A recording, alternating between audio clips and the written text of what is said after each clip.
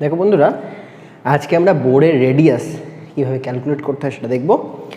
Radius of orbit, হ্যাঁ, first radius, second radius, exactly ভ্যালুটা কত হতে পারে সে তার পুরো ক্যালকুলেশনটা আজকে আমরা দেখে নিচ্ছি। তার আগে বুঝতে হবে এই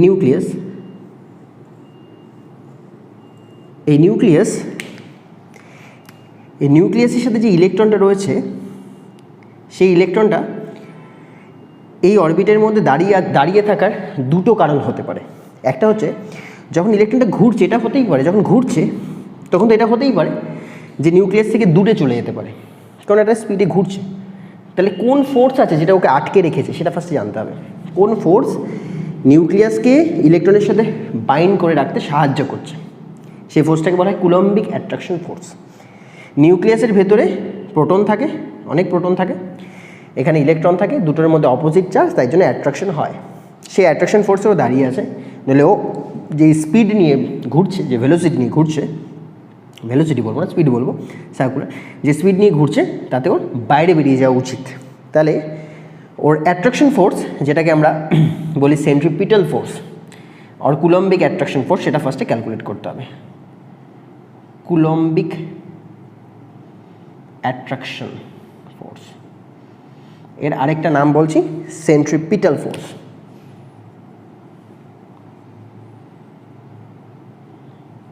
এটা কি?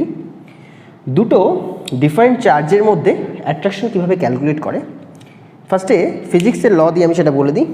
ফিজিক্সের ল দিয়ে ফোর্স অফ অ্যাট্রাকশন বলো বা রিপালশন বলো, সেটা হচ্ছে দুটো ডিফারেন্ট যে পার্টিকেল বলবে তাদের চার্জ ফার্স্টে নিতে হবে, Q1 Q2 by r square. এগুলো হয়তো তোমরা জানো যে এখানে একটা পার্টিকেল আছে, এখানে একটা পার্টিকেল আছে, এর চার্জ Q1, এর চার্জ Q2, এদের মধ্যে যে ডিস্টেন্স সেটা আর।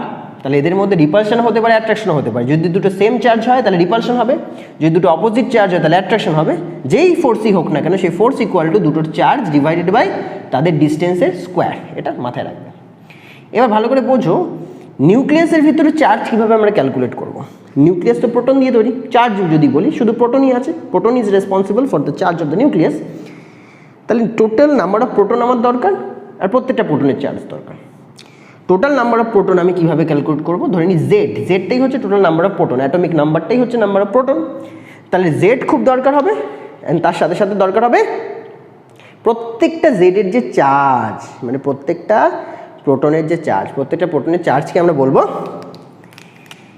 ই প্লাস, প্লাস মানে প্রোটনের চার্জ, বা জেড ইও বলতে পারো, প্লাসটা না লিখলেও হয়, ঠিক আছে। ই জাস্ট চার্জ, আমি ম্যাগনিচিউডটাই দেখবো, আমি সাইন দেখবো না। তাহলে Q1 যেটা দাঁড়ালো সেটা হচ্ছে জেডই। তাহলে নাম্বার অফ প্রোটনের চার্জ, টোটাল নাম্বার অফ প্রোটনের চার্জ চলে গেল, এক একটা প্রোটনের charge e, number of proton Z. তাহলে নিউক্লিয়াসের চার্জ আমার পেয়ে গেলাম। ইলেকট্রনের চার্জ কি? এক একটা ইলেকট্রনের চার্জ ই মাইনাস, কিন্তু আমরা মাইনাসটা দিচ্ছি না, ই মাইনাস হয়, মাইনাসটা দিচ্ছি না, আমাদের সাইন দরকার নেই, আমাদের শুধু অ্যামাউন্টটা দরকার আছে ই। তোমরা জানো একটা ইলেকট্রনের চার্জ কত হয় সেটা নিশ্চয়ই তোমাদের আইডিয়া আছে, কেউ কেউ বলতে পারবে। -1.6 10⁻⁻19 কুলম, এটা সিজিএসে, সরি এটা এসআই। এটাই যদি তুমি সিজিএসে করো তাহলে সেটা হবে -4.8 × 10⁻10 ইএসইউ। তাহলে ই এর চার্জ আমি এখানে বসিয়ে দিই, ই মানে একটা ইলেকট্রনের চার্জ, আর এখানে আর রেডিয়াসটাকে আমরা আর ধরে নিচ্ছি এখানে, তাহলে আর স্কোয়ার। তাহলে টোটাল ফোর্স অফ অ্যাট্রাকশন যেটা দাঁড়ালো সেটা ZD square by r square. এটা পরে আমাদের খুব কাজে লাগবে।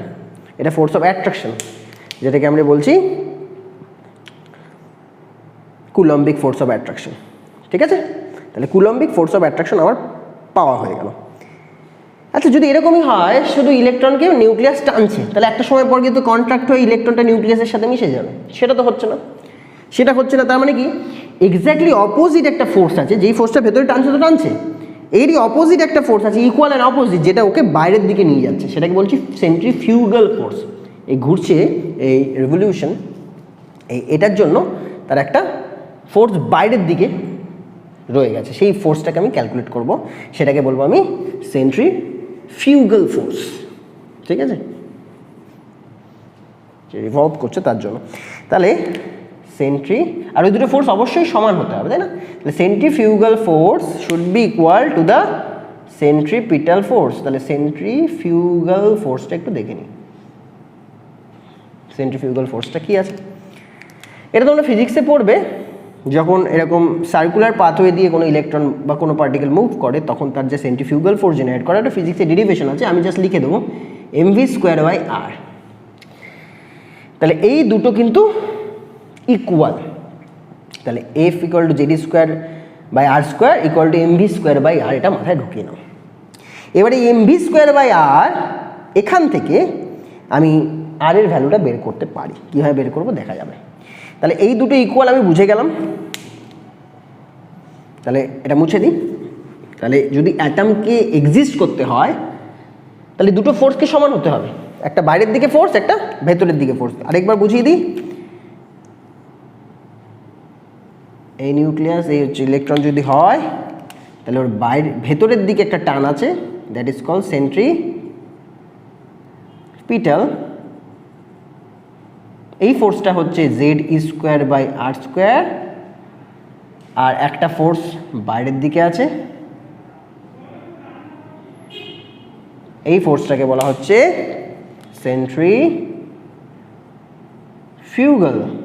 এই ফোর্সটা হচ্ছে mv²/r। এটা তোমরা দেখে নিলে। এখান থেকে আমাকে r এর ভ্যালুটা বের করতে হবে, ঠিক আছে? তা r এর ভ্যালু বের করার আগে যেটা আমাকে করতে হবে সেটা হচ্ছে আমাকে একটা হেল্প নিতে হবে। কার হেল্প নিতে হবে? বোরের হেল্প নিতে হবে। বোরের হেল্প ছাড়া আমি পারবো না করতে। বোরের স্পেসিফিক বা স্টেশনারি অরবিটের একটা উনি কনসেপ্ট দিয়েছেন। সেই স্টেশনারি অরবিটে উনি যে অ্যাঙ্গুলার মোমেন্টামের কথা বলেছেন, সেই অ্যাঙ্গুলার মোমেন্টামটা হচ্ছে mvr শুড বি nh/2π। এটা উনি বলে দিয়েছিলেন, ঠিক আছে? এটা আমরা জানি, যেটা অনেক আগেই বলেছেন। এখান থেকে যদি mv আমরা বার করি সেটা দাঁড়াবে nh/2πr। এখান থেকে আমি যদি mv এর হোল স্কোয়ার নিই তাহলে এটার হোল স্কোয়ার হয়ে যাবে।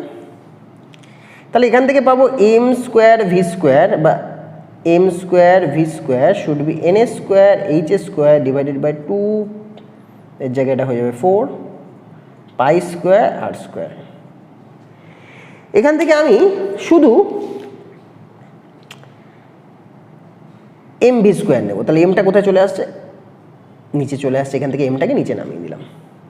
তাহলে তুমি এখান থেকে mv² এর ভ্যালুটা পেয়ে গেলে। আরেকটা করতে পারো, এই যে আরটা আছে, এই আরটাকে তুমি ঠিক আছে রাখবো না, অসুবিধা নেই। তাহলে আমি এখান থেকে mv² এর যে ভ্যালু সেটা পেয়ে যাচ্ছি, আর এখান থেকে আমি কি পেয়েছি? এটা পেয়েছি। তাহলে এই দুটো তো ইকুয়াল। তাহলে দুটো জিনিস হাতে রইলো, একটা হচ্ছে mvr, এটা বোর্ড থেকে পাচ্ছি, বোর্ড থেকে এইটুকু ইকুয়েশন আমার কাছে রেডি আছে, এটা পরে কাজে লাগাবো।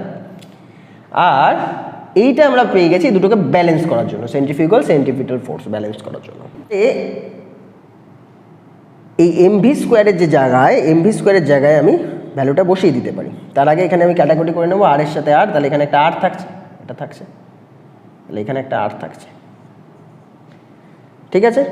আর এই mv² এর যে ভ্যালু সেটা তুমি এখানে লিখে দাও। mv² এর ভ্যালু আর mv² নেই, এটা রয়েছে, তাহলে এখানে লিখে দিই n²h²/4π²mr²। তাহলে এখান থেকে যদি আমি r আর r কেটে দিই তাহলে rটা পড়ে থাকছে শুধু এই পাশে। তাহলে r এর ভ্যালু কি দাঁড়াচ্ছে? r = দাঁড়াচ্ছে n²h²/4π²mz²। nth অরবিটের যে ভ্যালুটা হবে সেটা আমি এখান থেকে পেয়ে গেছি, rn এর ভ্যালু পেয়ে গেছি, n²h²4π²mz²। এটা দিয়ে আমাদের নিউমেরিক্যালস করতে হবে, ঠিক আছে? তো কীভাবে নিউমেরিক্যালস হবে একটু দেখা যাক। তো এটা তুমি পেলে rn। এবার ধরো তোমাদের কাছে 1 নম্বর রেডিয়াসটা দেওয়া আছে, 1 নম্বর রেডিয়াস মানে r1 সাপ্লাই করা আছে, তোমাকে r3 বার করতে দিয়েছে। তাহলে তুমি কি করে করবে? r1 এর ভ্যালু এখান থেকে যদি বসাই তাহলে n এর জায়গায় 1 বসালেই সেটা r1 হয়ে যাবে। তাহলে r1 এর ভ্যালু হচ্ছে 1² h²/4π²mz²। আর r3 এর যে ভ্যালু সেটা হবে 3² h² 4π² mz²। তাহলে তুমি r3/r1 করো, কেটে যাবে সমস্ত কিছু কেটে যাবে, h² 4π² এটা কেটে যাবে, তাহলে শুধু পড়ে থাকবে 3²। তাহলে r3 যেটা পাবে সেটা হচ্ছে 9r1। এইভাবে ক্যালকুলেট করতে হয়। এটা তুমি r3 বলে এরকমভাবে করলে, এটা যদি rn করতাম তাহলে এটা কত হয়ে যেত, n² হয়ে যেত। এটা যদি n² হয়ে যেত তাহলে এই জায়গাটা n² হয়ে যেত, তাহলে এই 3 না হয়ে গিয়ে কী হতো, n² হয়ে যেত।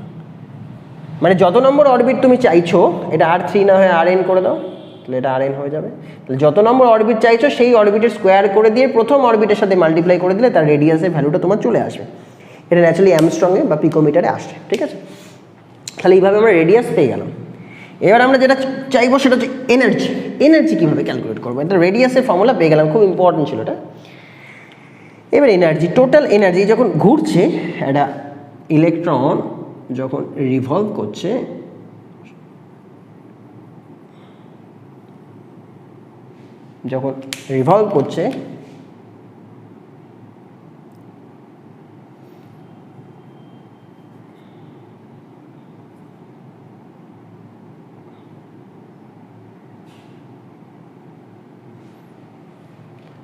তখন এনার্জি কী হতে পারে, ইলেকট্রনের দুটো এনার্জি হতে পারে। তাহলে ই দুটো হবে, টোটাল এনার্জি শুড বি ই কাইনেটিক এনার্জি আর ই পোটেনশিয়াল এনার্জি। কাইনেটিক এনার্জি আমরা সবাই জানি, কাইনেটিক এনার্জি হচ্ছে ½ mv²। একটু আগে তোমরা শিখে নিয়েছো যে Ze²/r² = mv²/r, সেন্ট্রিপিটাল ফোর্সের ইকুয়াল। তাহলে mv² এর ভ্যালুটা কী হবে, Ze²/r শুড বি mv²। তাহলে ½ mv² কী হবে, Ze²/2r। তাহলে ½ mv² মানে হবে Ze²/2r। আর পোটেনশিয়াল এনার্জিটা আমাকে জানতে হবে। পোটেনশিয়াল এনার্জি মানে কি, একটা তো কাইনেটিক এনার্জি ছটপট ছুটছে, সেই জন্য একটা কাইনেটিক এনার্জি। পোটেনশিয়াল এনার্জি মানে ওর ভেতরে যে এনার্জিটা আছে, এনার্জিটা আমি কী করে বুঝবো। এই ইলেকট্রনটাকে আমি নিউক্লিয়াসের ভেতরে যে প্রোটন আছে সেটা দিয়ে টেনে ধরে রেখেছি ভেতরের দিকে। যদি কোনো কারণে এই প্রোটনের চার্জ ডিসঅ্যাপিয়ার করে, সঙ্গে সঙ্গে ইলেকট্রন আর এর সাথে অ্যাটাচ থাকবে না। ও কী করবে, ওর যে ভেতরে যে পোটেনশিয়াল এনার্জি ছিল সেটাও তখন বাইরে বার করবে এবং ছিটকে বাইরে চলে যাবে। তাহলে ও যে ভেতরে ধরে রেখেছি, এর জন্য ওর ভেতরে একটা পোটেনশিয়াল এনার্জি আছে। মানে ব্যাপারটা এরকম, একটা গার্ডারকে তুমি টেনে ধরে রাখছো, ওখানে পোটেনশিয়াল এনার্জি জেনারেট করছে, যেই মুহূর্তে আমি ওটা ছেড়ে দেবো সঙ্গে সঙ্গে পোটেনশিয়াল এনার্জিটাকে পুরোটা কাইনেটিক এনার্জিতে কনভার্ট করে দেবে। এখানেও তাই, ইলেকট্রনটাকে পোটেনশিয়াল এনার্জি মানে কি, যে এনার্জিটা শো করছে না এখন, কখন শো করবে, যখন ওর কাছে ওই চান্সটা আসবে, ওই অপরচুনিটি আসবে। কোন অপরচুনিটি, যখন ওর এই অ্যাট্রাকশন ফোর্সটা ডিসঅ্যাপিয়ার করে যাবে। মানে এই নিউক্লিয়াসটা ইলেকট্রনটাকে ধরে রেখেছে, টেনে ধরে রেখেছে, যখনই নিউক্লিয়াসের চার্জ ডিসঅ্যাপিয়ার করে যাবে সঙ্গে সঙ্গে ইলেকট্রনটা ছিটকে বাইরে চলে যাবে। তাহলে তখন কতটা এনার্জি শো করতে পারে সেটা আমরা কী করে বুঝবো, আমরা বলে দিচ্ছি যে এখানে ছিটকে বাইরে চলে যাবে, সেটাই পোটেনশিয়াল এনার্জি হবে যদি এই চার্জটা ডিসঅ্যাপিয়ার করে। তাহলে উল্টোটাই ভেবে নিই যে এখানে কোনো চার্জ ছিল না, তার মানে কি নিউক্লিয়াসটা, এই ইলেকট্রনটা অনেক বাইরে, ইনফিনিটি ডিস্টেন্সে, অনেক দূরে আটকে ছিল, কোথাও একটা ঘুরছিল। যখনই একটা ভেতরে চার্জ এলো, ওই চার্জের লোভে অ্যাট্রাক্টেড হয়ে ভেতরের দিকে এলো। এইভাবে যে টেনে আমি অ্যাট্রাকশন ফোর্স দিয়ে ওর ভেতরে যে জোর করে যে পোটেনশিয়াল এনার্জিটাকে টেনে ধরে রেখে দিয়েছি, মানে ও আগে কাইনেটিক এনার্জি নিয়ে ঘুরছিল, সেই কাইনেটিক এনার্জিকে লুজ করেও এখন পোটেনশিয়াল এনার্জি হিসাবে ওর ভেতরে ঢুকে রয়েছে। সেই পোটেনশিয়াল এনার্জিটা কিছুই না, অ্যাট্রাকশন ফোর্স। কোথা থেকে অ্যাট্রাকশন ফোর্সটা হবে, এখন কোন ডিস্টেন্সে এসছে, এখন ইলেকট্রনটা নিউক্লিয়াস আর প্রোটনের ভেতরে, নিউক্লিয়াস আর ইলেকট্রনের ভেতরে যে ডিস্টেন্স থাকে সেই ডিস্টেন্সে আছে। কোন ডিস্টেন্সে আছে, 8 ডিস্টেন্সে আছে। কিন্তু ইনিশিয়ালি 8 ডিস্টেন্সে ছিল না, অনেক দূরে ছিল, ইনফিনিটি ডিস্টেন্সে ছিল। সেখান থেকে ওই লোভে পড়ে 8 ডিস্টেন্স এখন এসছে। তাহলে ইনফিনিটি থেকে 8 অবধি ওর অনেকটা পোটেনশিয়াল এনার্জি ওর ভেতরে জড়ো হয়ে গেছে, অনেকটা পোটেনশিয়াল এনার্জি জড়ো হচ্ছে। সেটা কি, ওই অ্যাট্রাকশন ফোর্স। এই অ্যাট্রাকশন ফোর্স মানে কুলম্বিক অ্যাট্রাকশন ফোর্স, যেটাকে আমরা সেন্টিপিটাল ফোর্স বলছিলাম। তাহলে কতটা, Ze²/r², এতটা পোটেনশিয়াল এনার্জি রয়েছে। কোথা থেকে কত অবধি রয়েছে, ইনফিনিটি ডিস্টেন্স থেকে আর অবধি এতটা ডিস্টেন্স ধরে ওর পোটেনশিয়াল এনার্জি জমছিল। মানে ধরে নাও এরকম, আমি এখান থেকে 100 মিটার দূরে রয়েছি, সেখান থেকে আমি 50 মিটার দূরে এলাম, তাহলে এই 50 মিটার অবধি আমার একটা পোটেনশিয়াল এনার্জি জমলো। 50 থেকে আবার 40 মিটার দূরে এলাম, এখানে নিউক্লিয়াস আছে, তো 50 থেকে 40 অবধি আরও পোটেনশিয়াল এনার্জি জমলো। এখান থেকে আরও এলাম 20 এলাম, আরও পোটেনশিয়াল এনার্জি জমলো। এবার এখান থেকে এইটুকু বললাম আমি আর অবধি এসেছি, এখান থেকে এটুকু আর, তাহলে এই 100 থেকে আর অবধি আমার একটা পোটেনশিয়াল এনার্জি জমছে। যত ভেতরের দিকে আসবে তত পোটেনশিয়াল এনার্জি জমবে। যেরকম গার্ডারটাকে আমি বলছি না, যত টানবে নিজের দিকে তত পোটেনশিয়াল এনার্জি জমবে, সেই পোটেনশিয়াল এনার্জিটাকে বলছি। তাহলে এটা 100 থেকে আর বললাম, সেটা 100 না, এটা ইলেকট্রন ইনফিনিট ডিস্টেন্সে ছিল, সেখান থেকে ও ভেতরে কোথাও একটা প্রোটনকে দেখতে পেয়ে লোভে ভেতরে এসে, তাহলে এতটা পোটেনশিয়াল এনার্জি জমেছে, তাহলে ইনফিনিটি থেকে আর অবধি জমেছে, তাহলে অতটা পোটেনশিয়াল এনার্জিকে যোগ করতে হবে। এটা সামেশন দিয়ে হয় না, হিউজ অ্যামাউন্ট, এটাকে ইন্টিগ্রেট করতে ইন্টিগ্রেশন দিয়ে হয়। ম্যাথমেটিক্সে স্যার তোমাদের এটা শেখাবেন। আর ইন্টিগ্রেশন করতে হবে কি, কোথা থেকে, আর এর ভ্যালুটা ইনিশিয়ালি ছিল ইনফিনিটি, সেখান থেকে আর এর ভ্যালুটা কোথায় এসছে, এখন আর ডিস্টেন্সে এসছে। এতটা ডিস্টেন্স জুড়ে ওর এনার্জিটা, পোটেনশিয়াল এনার্জিটা কনজার্ভ হচ্ছে, ঠিক আছে। তাহলে এখান থেকে কনস্ট্যান্ট যেটা, এখান থেকে এটা আনতে হবে ডিআর, যখন ইন্টিগ্রেশন করছো এটা দরকার হয়। তাহলে এখান থেকে টোটালটা যদি ক্যালকুলেট করো, এটা তো কনস্ট্যান্ট, জেডি স্কোয়ারটা বাইরে বেরিয়ে আসবে, আর ডিআর বাই আর স্কোয়ারটা থাকবে, r is equal to infinity, r is equal to r. তাহলে 1/r স্কোয়ার ডিআর, এটা ভ্যালু তোমাদের জানতে হবে, এটা ম্যাথমেটিক্সে স্যার তোমাদের শেখাবেন, আমি একটুখানি বলে দিচ্ছি। ইন্টিগ্রেশন যদি তুমি করো 1/r স্কোয়ার ডিআর এর, তাহলে কি হয়, ইন্টিগ্রেটেড 1/r স্কোয়ার ডিআর এর ভ্যালু হয় এই যে আর, এটা মানে কি r⁻² ডিআর, এটা করলে ভাঙলে এরকম আসে r⁻² +1 -2 ওপরে -2 সেটা, তাহলে এটা করলে এরকম আসবে r⁻1 তাহলে এটা আসবে -1/r, এই হচ্ছে তার ভ্যালুটা আসবে। তাহলে এই হচ্ছে 1/r এর ইন্টিগ্রেশন করলে আসছে। তাহলে টোটালটা কত দাঁড়াচ্ছে, জেডি স্কোয়ার বাই 2r তো ছিলই, তার সাথে জেডি স্কোয়ার ইন্টু প্লাস ছিল, প্লাস জেডি স্কোয়ার ইন্টু এর ভ্যালুটা কত এসছে, -1/r। তাহলে এটা পুরো ক্যালকুলেট করলে হবে জেডি স্কোয়ার, মানে দেখা যাচ্ছে কি, আপাতত দেখা যাচ্ছে। তাহলে Z e square by 2r minus JD square by r, তাহলে সব মিলিয়ে এর যে ভ্যালুটা হবে সেটা ক্যালকুলেট করে আমি উপরে লিখে দিচ্ছি।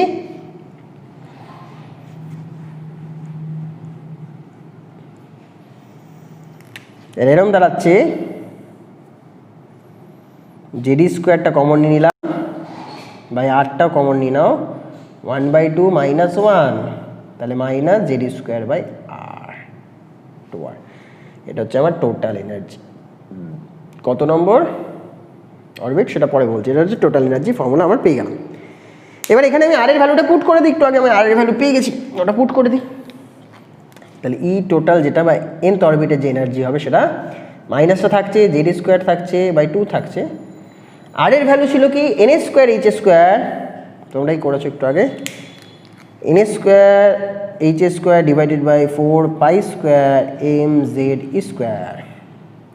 তাহলে এখান থেকে 2 and 2 যদি কেটে যায় তাহলে এটা 2 আসবে, তাহলে মাইনাস থাকবে, মাইনাস হয়ে কি দাঁড়াবে 2π²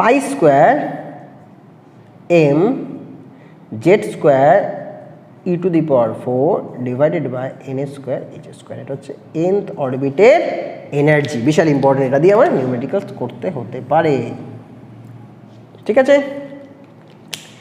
এবার আমি তো বুঝে গেলাম nth অরবিটের, তাহলে 1 নম্বর অরবিটের এনার্জি কত হবে আর 3 নম্বর অরবিটের এনার্জি কত হবে, আগেরটার মতো একটু করে ফেলি। যদি আমি E1 বার করি তাহলে সেটা হবে 2π² mz² e⁴ divided by 1² h²। এটাই যদি আমি E3 বার করি তাহলে -2π² mz² e⁴ divided by 3² h²। এবার E3 বাই E1 যদি করো তাহলে কি হবে, সব কেটে যাবে, সমস্ত কিছু যা আছে কেটে যাবে, তাহলে থাকবে 1² বাই 3² মানে 1/9। তাহলে E3 should be 1/9 of E1। এখন এটাই আমি E3 করব না, এটা আমি করব En, তাহলে কত হয়, En করব তাহলে এটা n² হয়ে যাবে, En করব এটা n² হয়ে যাবে, এটা এনএ স্কোয়ার থাকছে, তাহলে এটা 1/ns স্কোয়ার থাকছে। তাহলে 1 নম্বর অরবিটের যদি এনার্জি তুমি পেয়ে যাও, তাহলে 3 নম্বর অরবিটের এনার্জি এই ইকুয়েশন দিয়ে তুমি পেয়ে যাবে। এবার আমরা কি করব, শুধু জাম্প করাবো, এক জায়গা থেকে আরেক জায়গায় ইলেকট্রনকে জাম্প করাবো, তাতে কতটা এনার্জি ডিফারেন্স ক্রিয়েট হবে সেটা আমরা চেক করবো। সেটাই ধরে নিই এটা E1, মানে এটা হচ্ছে 1 নম্বর অরবিট, এটা 2 নম্বর অরবিট, এটা নিউক্লিয়াস আছে।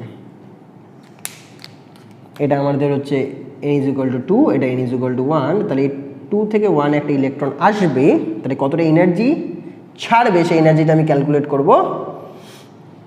ডেল্টা ই ভেতরে আসছে বাইরে থেকে ভেতরে, তাহলে E2 থেকে E1 এ আসছে, তার জন্য যে এনার্জি, তাহলে E2 এর এনার্জি ক্যালকুলেট করবো, E1 এনার্জি ক্যালকুলেট করবো, মাইনাস করে দেবো, তাহলে যে অ্যামাউন্ট অফ এনার্জি রিলিজ করছে সেটা আমরা পেয়ে যাব। E2 একটু আগে আমরা ডেটা পেয়েছি, সেটা কি -2 pi square m z square e⁴/n² h²। Minus of minus E1 এর জন্য কি হবে, আচ্ছা এটা E2, তাহলে এটা আমি লিখতে পারি n² স্কোয়ার, ঠিক আছে। এটাও তাই 2 পাই স্কোয়ার m z²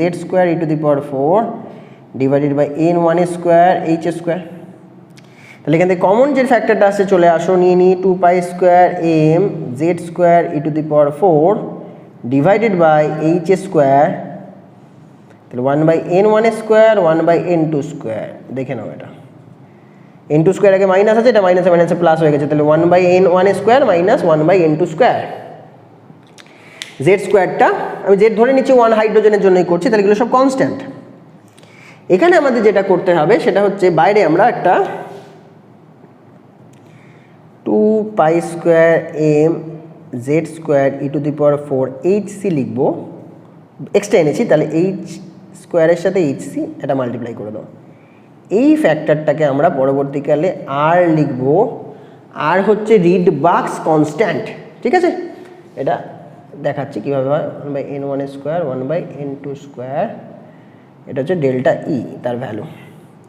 তাহলে লিখে ফেলি এখানে যে ডেল্টা ইর যে ভ্যালুটা কী হলো, তাহলে ডেল্টা ইটা এলো আর hc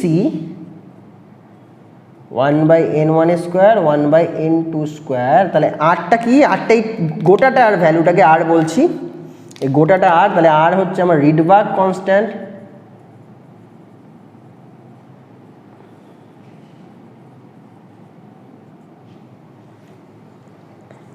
এটার ভ্যালু 109,678 সেন্টিমিটার ইনভার্স। এটাই যদি মিটার ইনভার্সে করো তাহলে ভ্যালুটা দুটো জিরো চলে আসবে, 109,67800 মিটার ইনভার্স।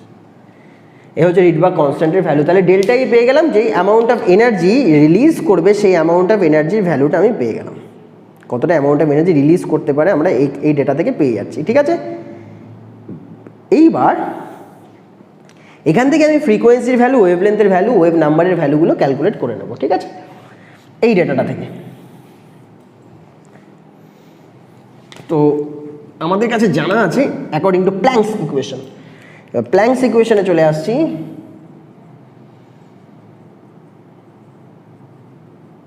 প্ল্যাঙ্কস ইকুয়েশন কি বলছে, এনার্জি বা ডেল্টা ই বলতে পারো ইকুয়াল টু hc/λ। এটা মানেটা কি, যখন আমার কাছে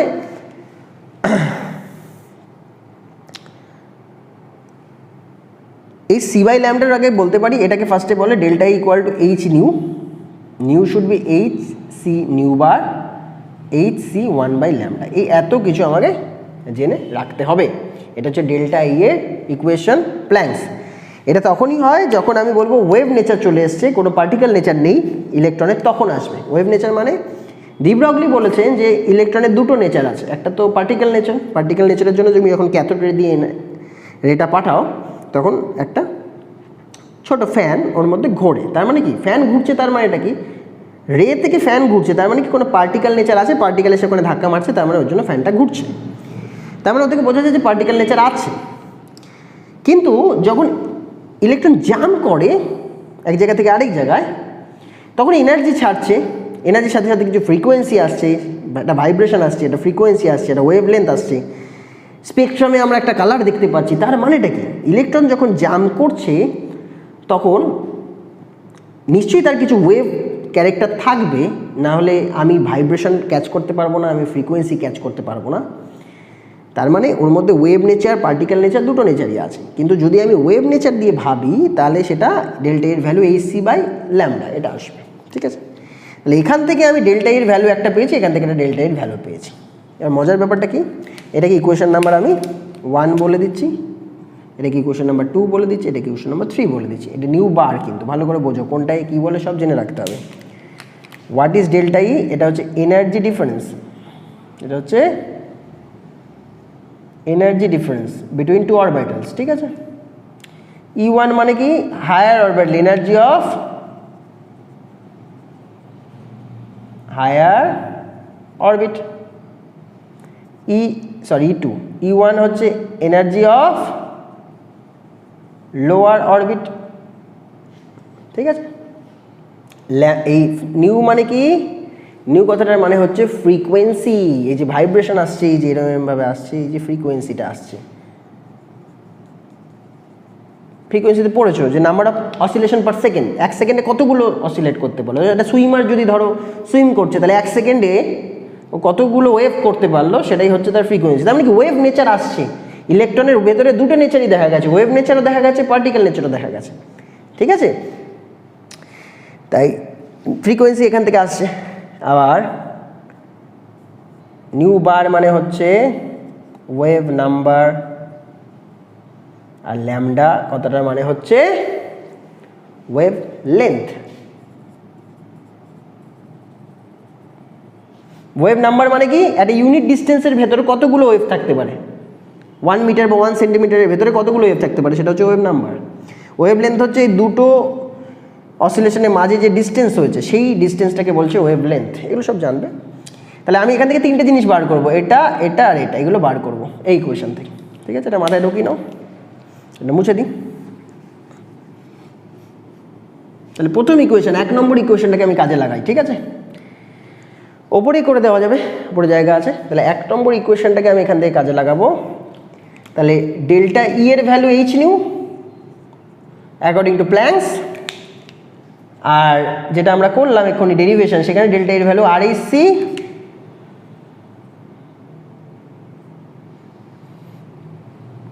one by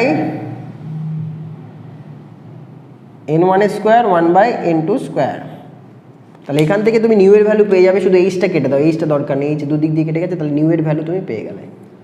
this is your equation number 1, এটা মাথায় রাখো। তাহলে ফ্রিকোয়েন্সির ভ্যালু তুমি পেয়ে গেলে আর সি, এটা। একই রকমভাবে 2 নম্বর ইকুয়েশনে চলে আসি। 2 নম্বর ইকুয়েশনে ডেলির ভ্যালু কি বলছে, এইচ সি নিউ বার। এখান থেকে ডেলির ভ্যালু কি বলছে, এগুলো সবই ডেলি এনার্জি ডিফারেন্স। এখানে বলছে আর এইচ সি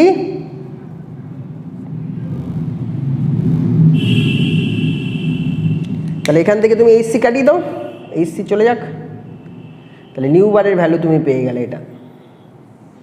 এটা ইকুয়েশন নাম্বার 2। এবার ইকুয়েশন নাম্বার 3, ডেল্টা এর ভ্যালু বলছো এইচ সি 1 বাই ল্যামডা, আর এখানে বলছো R H C 1 by n1 square 1 by n2 square. তাহলে এখান থেকে যদি এইচ সি কাটিয়ে দাও, তাহলে 1 বাই ল্যামডারও তুমি একটা ভ্যালু পেয়ে যাবে। তাহলে এই হচ্ছে 3টে ইকুয়েশন। এই 3টে ইকুয়েশন দিয়ে আমার 3 রকমের নিউমেরিক্যালস আছে। নিউমেরিক্যালসের ক্লাস প্রত্যেকটা একটা একটা করে এক্সাম্পল আমি দিয়ে দেবো, ঠিক আছে। তাহলে এটা আপাতত মোছা গেল। এবার ডি ব্রগলি নিয়ে এক্ষুনি বলছিলাম যে ডি ব্রগলি ওয়েভ নেচার বলেছি, হ্যাঁ। ওয়েভ নেচারটা কীভাবে আসছে একটু দেখা যাক, বুঝে নেবে। ইলেকট্রনের ভেতর পার্টিকেল নেচার এবং ওয়েভ নেচার দুটো একসাথেই থাকে। ওয়েভ নেচার মানে এটা কি, একটা ওয়েভ যদি তার ওয়েভ লেন্থ খুব কম হয় বা ফ্রিকোয়েন্সি যদি খুব বেশি হয়, তাহলে এই ওয়ালটাকেও ভেদ করেও বাইরে চলে যেতে পারবে, এমন একটা জিনিস এটাকে বলছে ওয়েভ নেচার। মানে যেটা লাইটের নেচার যেটাকে বলি, সেটা ওয়েভ নেচার। এবং ইলেকট্রনের যে ভেলোসিটি, সেটা লাইটের ভেলোসিটির সাথে আমরা কম্পেয়ার করতে পারি। তাই সি আর ইলেকট্রনের ভেলোসিটি দুটো সেম, সি দিয়ে ওটাকে ডিনোট করা যাবে। তাহলে জেনে নাও, এই নিউক্লিয়াসকে ঘিরে ইলেকট্রন ঘুরছে, এটা হচ্ছে পার্টিকেল নেচারে। এখানে একটা ইলেকট্রন আছে, পার্টিকেল হয়ে ঘুরছে, তার একটা অ্যাঙ্গুলার মোমেন্টাম। যদি পার্টিকেল হয় তাহলে মাস আছে, মাস হলে তার অ্যাঙ্গুলার মোমেন্টাম আছে। মোমেন্টাম, অ্যাঙ্গুলার মোমেন্টাম এগুলো আছে, এটা আর ডিস্টেন্স, এই হচ্ছে ইলেকট্রনটা রয়েছে। তাহলে তার জন্য আমরা বলি mvr is equal two nh/2π, এটা বোর বলে দিয়েছেন। কিন্তু যদি বলি না ইলেকট্রন এরকম পার্টিকেল হয়ে ঘোরে না, ইলেকট্রন ওয়েভ নেচার থাকে, ইলেকট্রন ওয়েভ হয়ে ঘোরে, তাহলে কিভাবে লিখতে হবে, তাহলে আঁকতে হবে কি করে, একটা পার্টিকেল আঁকতে পারবে না, তাহলে ওয়েভ দেখাতে হবে। মানে এরকমভাবে ওয়েভ করতে করতে করতে করতে করতে করতে ইলেকট্রন এইভাবে ঘুরছে নিউক্লিয়াসের চারপাশে, ঠিক আছে। এইখানে ওয়েভ লেন্থ আছে, কতগুলো ওয়েভ জেনারেট করলে একবার পুরো সার্কেল হবে সেটাকে আমরা হাইপোথেটিক্যালি এন ধরে নিচ্ছি। সার্কামফারেন্সটা কি 2πr, আমরা জানি 2πr সার্কামফারেন্স। এই সার্কামফারেন্সটা কি হবে, কতবার ঘুরবে ধরে নিচ্ছি এন বার অসিলেট করছে, আর প্রত্যেকটা অসিলেশনের সময় তার লেন্থ কত হচ্ছে, ওয়েভ লেন্থ কত, প্রত্যেকটা অসিলেশনের মধ্যে ওয়েভ লেন্থ ল্যামডা, তাহলে এন ল্যামডা, তাহলে 2πr is equal two N lambda, ঠিক আছে। তাহলে এই টোটাল সার্কামফারেন্সের ডিস্টেন্স হচ্ছে ল্যামডা কতবার, এন বার, এন টাইমস ল্যামডা। আর এখান থেকে mvr আমরা জানি nh/2π, ঠিক আছে। এখান থেকে আমি 2π এর ভ্যালুটা বের করে নেবো। তাহলে এখান থেকে আমার যে সার্কামফারেন্স সেটা কত আসছে, 2πr, আর নিয়ে নিলাম, তাহলে nh/mv, this equation number 1, this equation number 2। তাহলে দুটো জায়গা থেকে আমি সার্কামফারেন্স নিয়ে নিলাম। যদি পার্টিকেল নেচার হয় তাহলে সার্কামফারেন্স এত, যার মাস হবে পার্টিকেল নেচারে, আর যদি ওয়েভ নেচার হয় তাহলে তার মাস হবে না, তার শুধু ফ্রিকোয়েন্সি হবে বা ওয়েভ লেন্থ হবে, সেই ওয়েভ লেন্থ আমরা নিয়ে নিলাম। তাহলে এই দুটো ইকুয়েশনকে যদি আমি ইকুয়াল করে দিই তাহলে কি আসছে, nh/mv is equal two N lambda. তাহলে ল্যামডা ইকুয়াল টু কি দাঁড়াচ্ছে, এন কেটে দাও, h/mv। এই ইকুয়েশনটাকে আমরা বলছি ডি ব্রগলির ইকুয়েশন। কি ইকুয়েশন, ডি ব্রগলিজ ইকুয়েশন। এই ডি ব্রগলিজ ইকুয়েশনটা কি, উনি বলছেন যে যে ল্যামডাটা পাওয়া যাবে সেই ল্যামডাটা মাসের সাথে রিলেটেড, তাহলে বলছে একই সাথে দুটো কোএক্সিস্ট করছে, পার্টিকেল নেচারও আছে, ওয়েভ নেচারও আছে ইলেকট্রনের, সেটা এই ইকুয়েশনটা দিয়ে স্যাটিসফাই করা যায়। যদি ওয়েভ নেচার হয় তাহলে ল্যামডা আছে, যদি পার্টিকেল নেচার হয় তাহলে মাস আছে, তাহলে দুটো কোরিলেটেড এই ইকুয়েশন দিয়ে, এই ইকুয়েশন দিয়ে তারা রিলেটেড, মানে অ্যাডজাস্টেড। তাহলে এইভাবে ডি ব্রগলি ইকুয়েশনে এখানে অনেক নিউমেরিক্যালস আছে, আমরা করবো নিউমেরিক্যালস, ঠিক আছে। তাহলে আমরা ফ্রিকোয়েন্সি জানলাম, ওয়েভ লেন্থ জানলাম, ওয়েভ নাম্বার জানলাম, এনার্জি জানলাম, রেডিয়াস জানলাম, এনার্জি ডিফারেন্স জানলাম, ল্যামডা জানলাম। এখন আমাদের হাইজেনবার্গ আনসার্টেনটি প্রিন্সিপাল আছে, ওটা একটু জানতে হবে, আর তারপর ফটো ইলেকট্রিক এফেক্ট, তাহলে আমাদের এই নিউমেরিক্যালসের পার্টটা হয়ে যায়। এবার হাইজেনবার্গ প্রিন্সিপাল কি বলছেন দেখো, মোবাইলে রয়েছে, এই যে আমি হাতটা নাড়াচ্ছি খুব ফাস্ট নড়ছে, তুমি এক্স্যাক্টলি পজিশনটা কিন্তু দেখতে পাচ্ছ না, হ্যাঁ মোবাইলে এক্স্যাক্টলি পজিশনটা দেখা যাচ্ছে না, খুব যদি ফাস্ট হয় তাহলে এক্স্যাক্ট পজিশনটা দেখা যাবে না। একটা গাড়ি বিশাল ফাস্ট যাচ্ছে, তুমি একটা নর্মাল ক্যামেরা দিয়ে ছবি তুলছো, তুমি শাটার স্পিড বাড়িয়ে রাখো নি, শাটার স্পিড কমিয়ে ছবিটা তুলছো, তাহলে দেখবে হেজি ছবি আসবে, তার মানে এক্স্যাক্ট পজিশন কিন্তু ক্যামেরা ধরতে পারলো না। তাহলে অত বড় একটা কারের যে খুব ফাস্ট মুভ করছে তারই এক্স্যাক্ট পজিশন তুমি ধরতে পারছো না একটা ডিভাইস দিয়ে, তাহলে ইলেকট্রনের মতো ছোট একটা পার্টিকেলের এক্স্যাক্ট পজিশন যে কিনা বিশাল স্পিডে ঘুরছে, লাইটের স্পিডে ঘুরছে প্রায়, তাহলে তুমি কীভাবে ধরবে, খুব মুশকিল। তাই জন্য আমরা একটা ভুল ধরতে পারি। কিরকম ধরনের ভুল ধরতে পারি, যে এক্স্যাক্ট পজিশন পাবে না, হ্যাঁ পজিশনের মধ্যে একটা এরার পাবে, যেরকম দেখে নি, মানে ধরো এখান থেকে এইটুকুর জায়গার মধ্যে এক্স্যাক্টলি এখানে ইলেকট্রনটা আছে, কিন্তু তুমি ইলেকট্রনটাকে এইখানে পাবে না, তুমি একটা রেঞ্জ বলে দিতে পারো যে এই রেঞ্জের ভেতর ইলেকট্রনটা আছে, বাট এক্স্যাক্ট পজিশন তুমি জানো না।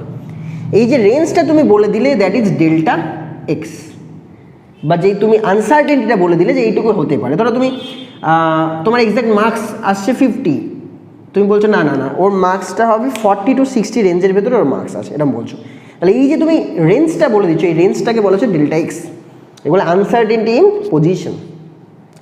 আচ্ছা ভেলোসিটি কি, ভেলোসিটি মানে হচ্ছে লেন্থ বাই টাইম, মানে কতটা লেন্থ তুমি কভার করছো বাই টাইম। এবার তুমি যদি পজিশনই যদি ঠিকঠাক না বলতে পারো, তুমি ভেলোসিটি ঠিকঠাক বলতে পারবে না, তাই তো। তাহলে পজিশন যদি না বলতে পারো, ভেলোসিটি ঠিকঠাক বলতে পারবে না। ভেলোসিটির সাথে চলে আসছে মোমেন্টাম, মোমেন্টাম হচ্ছে এমভি। তাহলে তুমি ভেলোসিটি ঠিকঠাক জানো না, যেহেতু তুমি পজিশন জানো না, তাই তুমি এমভিটাও ঠিকঠাক জানো না, তাহলে এই মোমেন্টামের ভেতরে একটা আনসার্টেনটি আসবে। কেন আনসার্টেনটি কোথায় এসছে? পজিশনে এসছে। পজিশনে আনসার্টেনটি এসছে, তাই আনসার্টেনটি ইন মোমেন্টামেও আছে। তাহলে এই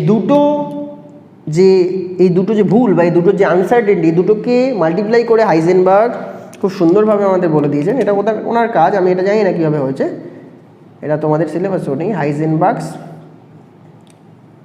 আনসার্টেনটি প্রিন্সিপাল, উনি বলছেন যে যতই আমরা ভুল ধরি না কেন, আমাদের এমন এক্স্যাক্ট কোনো ডিভাইস আমরা এখনো ইনস্ট্রুমেন্ট তৈরি করতে পারিনি যেখানে পার্টিকুলারলি পজিশনও মেপে দেবে ইলেকট্রনের, পার্টিকুলারলি ওর মোমেন্টামও মেপে দেবে, এমন কোনো ডিভাইস নেই। কোনো একটাকে যদি ভালো করে মাপতে যাও আরেকটা ভুল আসবেই। তা কতটা ভুল আসবে?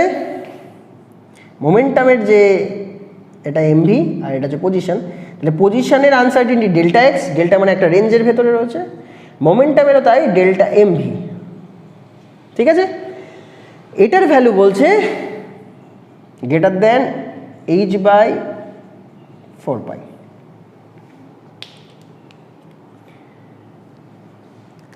তাহলে ডেল্টা এক্স আর delta mv equal to greater than h/4π। তাহলে ডেল্টা এক্স আর ডেল্টা এমভি, ডেল্টা এক্স হচ্ছে পজিশনের আনসার্টেনটি আর ডেল্টা এমভি মোমেন্টামের আনসার্টেনটি, মানে এদের যে ভুল হবে সেই ভুলের যে প্রোডাক্ট, সেই ভুলের প্রোডাক্টটা মিনিমাম h/4π তো হবেই, তার থেকে বেশিও হতে পারে, এর থেকে কম হবে না, মানে এইটুকু ভুল তুমি পাবেই পাবে। এটা হাইজেনবার্গ বলে দিচ্ছে। এখান থেকে আমি কি করতে পারি? এখান থেকে আমি ভেলোসিটির আনসার্টেনটি আলাদা করে বার করতে পারি, মানে এখান থেকে নতুন ফর্মুলা চলে আসে, ডেল্টা এক্স, এমটা তো কনস্ট্যান্ট বাইরে চলে আসে, তাহলে ডেল্টা ভি h/4πm। তাহলে ডেল্টা এক্স হচ্ছে পজিশনের আনসার্টেনটি, এটা হচ্ছে ভেলোসিটির আনসার্টেনটি, এটাও পেয়ে গেলাম। তাহলে এদের যে মাল্টিপ্লাই করলে সেটা h/4πm হবে। তাহলে যার মাস যত কম, যেই পার্টিকেলের মাস যত কম তত তার আনসার্টেনটি বেশি, বুঝতেই পারছো? মাস যদি বেশি হয়, যেন গাড়ি হলো, একটা বড় বাস হলো বা একটা বিশাল বড় প্লেন হলো, যত মাস বেড়ে যাবে তত আনসার্টেনটি কমে যাবে। তখন তুমি এক্স্যাক্টলি ছবি তুলতে পারছো, এমনি চোখ দিয়ে দেখে বলে দিতে পারছো এর পজিশন, ইনস্ট্রুমেন্ট দিয়ে দেখেও ধরতে পারছি না, এত ছোট ছোট পার্টিকেল হলো, মাস যত কম হবে তত আনসার্টেনটি বেড়ে যাবে, এটা বোঝা গেল। ঠিক আছে, তো এই ছিল আমাদের থিওরি। এখান থেকে ফটোইলেকট্রিক এফেক্ট একটু বলে দিই। হাইজেনবার্গ এখান থেকে তোমাকে কি দিয়ে দেবে? ডেল্টা এক্স হয়তো দিয়ে দিল, ডেল্টা ভি দিয়ে দিল, h/4π দিয়ে দিল, মাসটা বের করতে বললো, এটা হতে পারে, কিংবা ধরো সব কিছু দিয়ে দিল, তোমাকে ডেল্টা ভিটা বার করতে বলতে পারলো, বা সব দিয়ে দিল, ডেল্টা এক্স বের করতে হতে পারে, এই ধরনের ক্যালকুলেশন দেবে। আমরা নিউমেরিক্যাল দেখবো। এখন আমরা ফটোইলেকট্রিক এফেক্ট একটু করি। ফটোইলেকট্রিক এফেক্ট কি বলছো?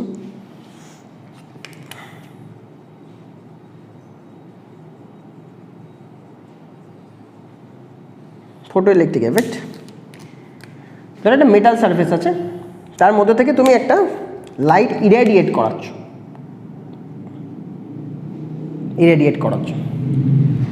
সঙ্গে সঙ্গে কী হবে? এই সারফেস থেকে একটা ইলেকট্রন ইজেক্ট হয়ে যাবে।